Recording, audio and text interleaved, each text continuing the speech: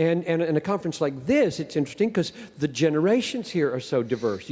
You pull older people and younger people together. I ought to get any older people come to my conferences. I don't know what you do to get older people to come, but maybe have it in Orlando instead.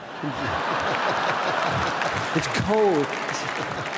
You're going to slip on the ice and break your hip in Minneapolis. Man, so as John Piper was sharing about how it's hard for him to get older people to come to his conferences, it just makes me think of this one huge question. Because let's face it, there's a number of churches where the congregation isn't super young. And you kind of wonder, man, in 20 years or 30 years or 40 years, sadly, so much of certain congregations, if not all, sadly won't be with us any longer. And what will happen to certain churches if they don't grow? And then on the flip side, you have certain churches that has tons of young people, but sadly don't have many or even any of the wise older saints. And while I don't want to make this a law, there are honestly times I wonder, wow, okay, it seems like congregations should most naturally represent the demographic in the area. Now, I don't want to be too strict with that, right? Because we can't ultimately control who comes.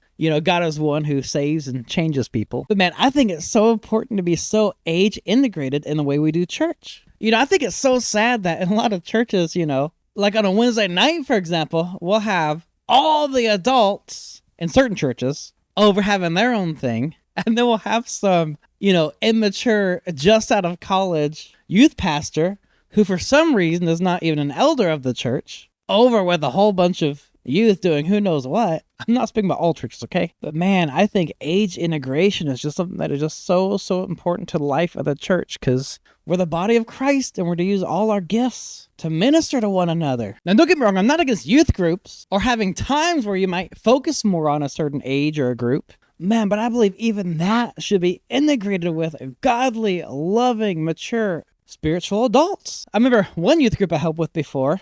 Now, we might have had something like a 3-to-1 ratio. And so even though it was youth group, it wasn't just one youth pastor in the midst of a whole room of teenagers. And yeah, I know John Piper's talking about conferences, so it's not a church. And that makes it with how cold it gets where John Piper lives. I mean, it makes sense that it might be a safety concern for a lot of people. But hey, I would love to go to a John Piper conference, that's for sure.